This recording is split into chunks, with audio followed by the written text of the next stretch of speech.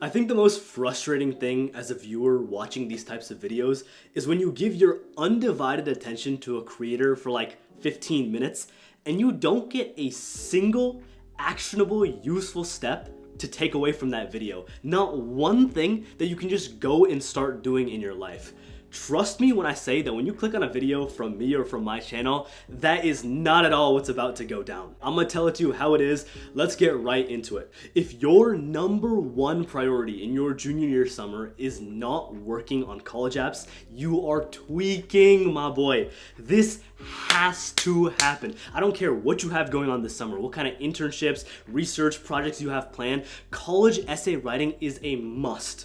Let's clarify real quick what the timeline is for applying to colleges if you were at this stage. For all of you juniors out there, your official college applications on the Common App or the Coalition app will be opening at or around August 1st. If you're applying early action or early decision to schools, you'll have until November 1st to submit the applications. If you're applying regular decision, then typically you have until December or at the latest January 1st or January 15th.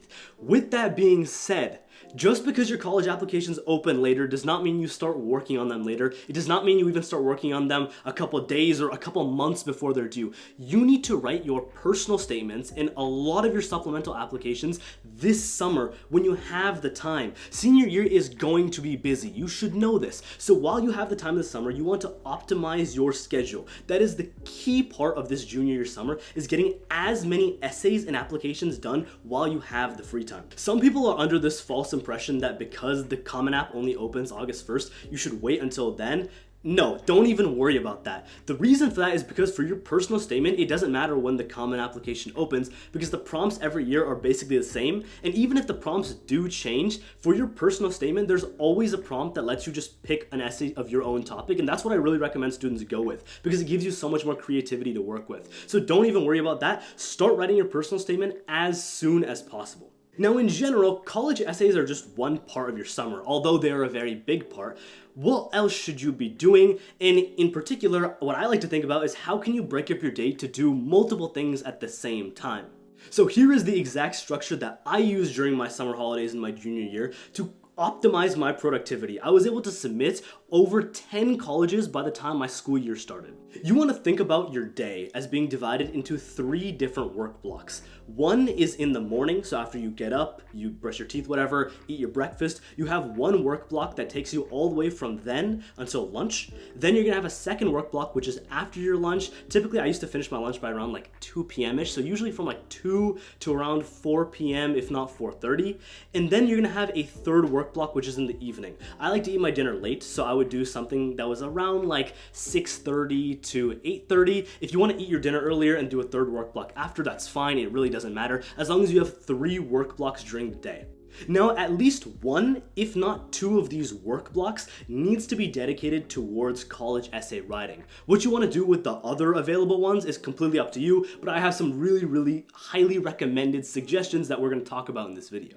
First and foremost, you can get involved in some kind of internship or research during your junior year summer. That is not inherently a bad idea. However, what I really recommend you do is instead of doing a full-time 40-hour per week 10-week internship, see if you can scale it back to doing something part-time. If you're working 20 hours a week, 15 hours a week over the course of your summer, where you're maybe going in the mornings or in the afternoons would be even best for 3-4 hours a day, a couple days a week, you're chilling because now every day you have more than enough time to work on other things like your college essays, like some of your passion projects, tying up any loose ends, other things we're going to talk about in this video, but you're also able to get the internship or research experience. This is mainly for people who have not had these experiences in high school, and let's say you're trying to pad your resume, add a little extra experience before you apply to college, that's okay. Just see if you can make it part-time so that you have time for everything else that's important. Another great use of your time during your junior year summer is applying to competitions or scholarships. So let's say you're involved in some kind of science competition, math competition, whatever it is.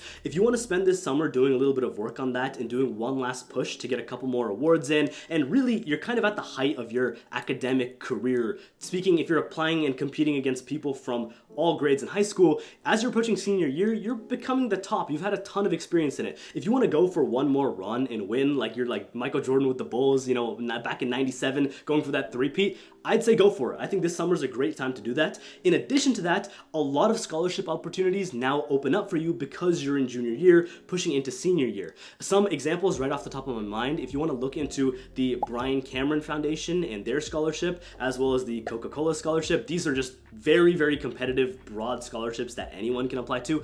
Go ahead and check it out. What I will say though, as a warning, is that a lot of these big scholarship competitions, especially the ones that give out tens of thousands of dollars, are extremely competitive.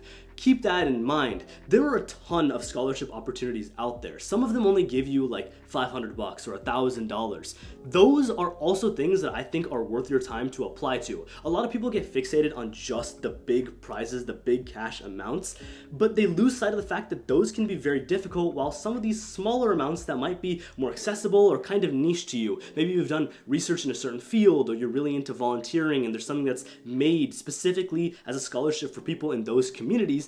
Don't miss out on those opportunities. Definitely take the time to apply. What you'll notice is that as you go through the college application process and applying for these different scholarships, is that there's only so many different types of essays and questions that these people can ask you. Once you start applying to a good number and you have like a working set of essays and different ideas to work with, you can easily apply to a ton of these different scholarships. And I'm telling you, if you do things correctly, at least some of them will work out. And if you get an extra couple $1,000s to help you with the college process, we all know college is expensive, that will definitely be of assistance. We talked about the college admissions timeline at the start of the video, but I want to give you a little bit more perspective here because I feel like some students in high school tend to lose sight of the fact that you're applying to college a little bit earlier than you think. It almost feels like intrinsically the way you think about it, or at least this is how it was for me, is that you're going to college after high school, right? So everything that you do in the entirety of high school, including senior year, should be taken into account as part of the college admissions process, but that's not really the case because you're sending in all your applications by at least at the latest like December time, but really for a lot of them you're going to submit them at the end of August, early September. Anything that you do after that point is not really included on your college application. Sure, you can send the schools a follow-up email if something really big happens. That happened for me when I won a couple awards and I had some other papers and patent work that got filed through, so I was able to send that into colleges. But for the majority of high school students, you want to be able to wrap up all of your extracurriculars, come to a final finishing mark so that you can put it on your college application. Everything is clear, all together, one cohesive marketing package, and then you send it off to the school. So a great use of your time during this junior year summer is to do that, to finish up some of your extracurriculars. I'll give you a good example of that.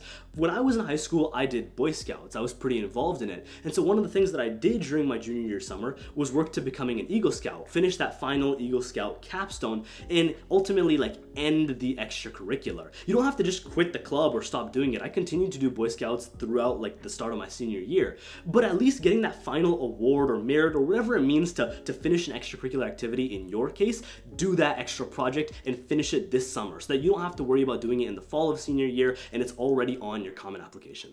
Same thing goes for if you're running some kind of nonprofit or business. If you want to do one final project or workshop as part of that, or maybe like release one other product, do that all before you start applying to colleges in August. At some point along this college admissions journey, you are going to need recommendation letters from teachers. Now, the best time to be asking teachers for rec letters is in the end of your junior year. That way, right before your junior year summer, you go to your teachers, you talk to them, and you have some people in mind, and if they're cool with writing you the rec letter, they should be more than happy if you come to them early and let them know that you're looking for this in the future to be able to write these things for you. However, if you go to a public school similar to the way I did, or even if you go to some private schools, teachers have a lot of different students. Sometimes it can be hard for them to purely write like an entire brand new unique recommendation letter out of scratch. So what they'll do is they'll ask you to give them some certain points. Typically how it was for me, at least, was they gave me like a document where they asked a bunch of questions. And they asked me to give like my inputs, talk about some things I did in class, things that they could bring up in the recommendation letter.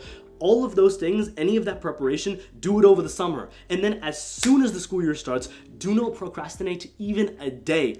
Go to your teacher, give them the materials, enable them to submit their rec letters as fast as possible. The sooner your entire college application is complete in the admissions portal, so once you apply to colleges, you'll basically get access to an admissions portal for that school and for every school that you can access. Everything needs to be checked and completed before an admissions counselor can review your file, right? So the sooner your teachers are are able to submit their recommendation letters, even if you've submitted your college application, is the sooner that an admissions officer can actually review your application. You don't want your rec letters to be pushed all the way back until like January and then have to have your entire application wait until then to be reviewed. You want it to be reviewed as early as possible to have the best admissions odds. So work with your teachers on this. Another thing is that because I went to a public school, teachers get overwhelmed very quickly. I remember I had one particular teacher who was writing me some kind of rec letter to help with like my counselor's rec letter, and basically I talked to him about it in my junior year summer. And I was like, yo, could you do this for me? He was like, sure, contact me at the start of the school year, bring me these materials. I went on the first day of school, pulled up to his classroom, asked him if he was down to do this. He said yes. My close friend went to him on the second day of school. He said it was full. He said he'd already accepted too many students and he couldn't do any more. Sometimes it works out like that, right? You gotta be on your grind, and especially when it comes to something that's not fully in your control, right? Writing your essays is in your control. Submitting your application, you can do all of that. Your recommendation letter, you're at the will of someone else. Make sure that you put yourself in an environment where they can succeed and you're not getting penalized if they decide to procrastinate a little bit. Now, if you go into your 11th grade summer and you start doing everything I've talked about in this video, you're working on your college applications and your essays, you're grinding maybe some research internship on the side, you're tying up loose ends with your businesses and nonprofits, you only have a little bit of time remaining and left over from all this, right? You're a very, very busy person. Is there anything else that we can slip into your summer plans that might aid your application? Well, yeah, there's a couple small things we can do.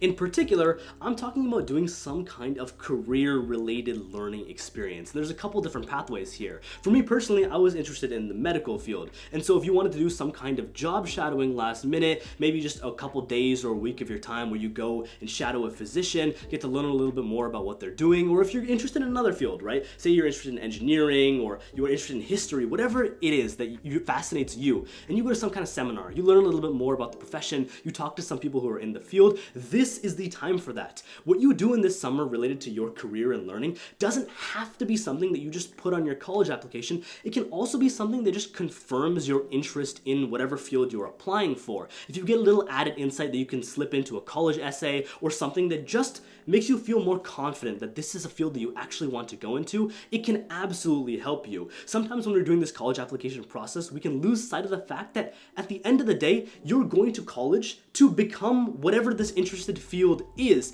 You also want to make sure that you're setting yourself up for success in your career as well. Just going to an Ivy League school is not going to take you all the way to the finish line. Having a good gauge of why you're interested in a career, what you could gain out of it, what the drawbacks of that career are, what the negative side is as well, is all going to help you really make a strong, solid decision. The last thing you want to do during this junior year summer is to go into the summer with a plan. It's one thing to have all these nice ideas about everything that you want to do. It's another thing to get it down onto a document or paper to exactly plan out how you're going to do everything. I think the best way to do it is pretty straightforward. Open up a Google Sheets file and then type out all the different activities that you want to do. Include all the different loose ends that you want to tie, as well as anything related to rec letters or extracurriculars that you just need to finish up. Then what you're going to do is create a timetable for what you want to do every day. Break it up into those 3 blocks. If you want to even do 4 or 5 blocks, like be super aggressive with it, by all means go for it. I'm not going to be the person to stop you from working extra hard.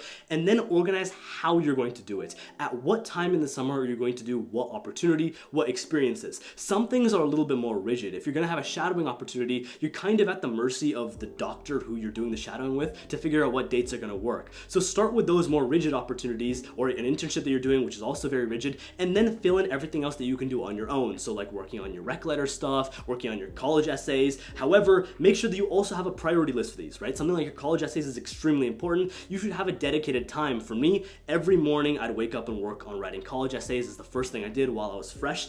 Pick out something like that for you, stick to it, have a plan, and then follow through. This entire college application journey is going to feel a little stressful, but it's going to be over way faster than you think. You're gonna make progress like that. If you spend your summer grinding, your senior year will actually be like manageable and sustainable. If you put off the work to the end, it's gonna be a pain, but trust in yourself that you're gonna get things done, you're gonna do a good job in your essays, and everything's gonna work out in the end. Trust in yourself. The college application process always works out in the end if you make the right decisions. Thank you all so much for watching. This has been Pratik. Have a wonderful rest of your day.